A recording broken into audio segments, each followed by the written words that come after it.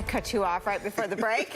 No problem. Look, I was going to make the point. You can't stop this. There is no stopping this. We can't cut it out of social media. This is the new normal that we're going to deal with from this president. So every single person has to be prepared for it. It's not that I necessarily believe in the wisdom of crowds, but I think that a lot of people, even when they see these sorts of things, there is a branding to Trump. People know that what he tweets is often just sort of nonsense and attacks. I don't think it lands the way it used to. He's been doing this for 8 or 9 years now, or 5 or 6 years now. I don't think it lands. Yeah, no, it feels like forever. 90.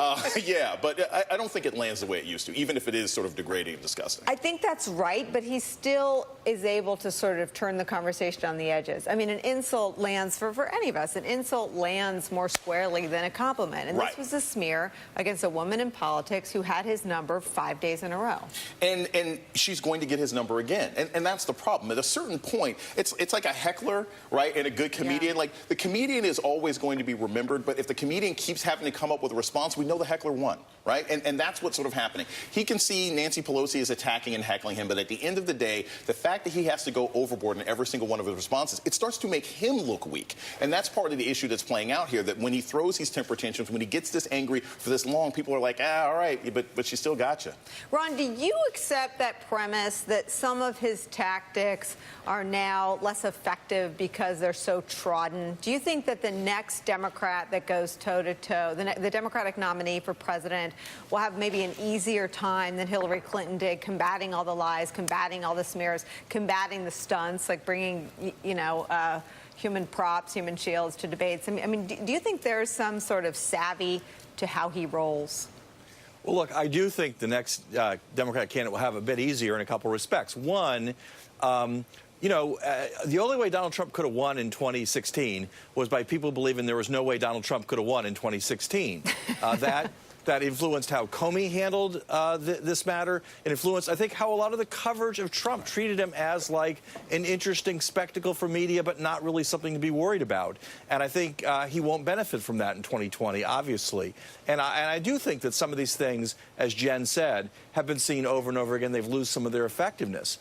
But if you look at the statistics, Trump right now is outspending all the Democrats combined on social media by a significant margin. And these things aren't just coming from Trump. People share them with one another. People don't know that they're really coming from Trump. Their neighbor posted on Facebook. And so I do think the Democrats have to up their game on social media and have to work with the platforms to try to police this, because this is going to have an effect in 2020. Jen, I read the story about Trump spending on social media. And when I read it, I thought, why? Why? Because it's an unregulated media platform. Political ads on networks have to be true.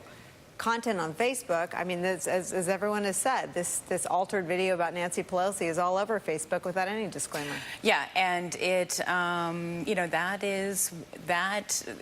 that having that platform out to all of his people, it hurt us a ton. And I think that Democrats are going to have to, you can't change human nature and how people respond to things that they see, even when they're not true.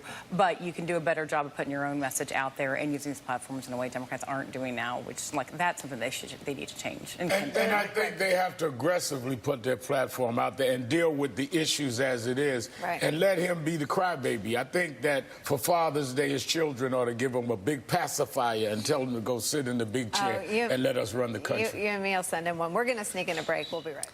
My thanks to Jason, Jen, the Rev, and Ron Klain, and to all of you for watching. That does it for our hour. I'm Nicolle Wallace. MTP Daily with Chuck Todd starts now.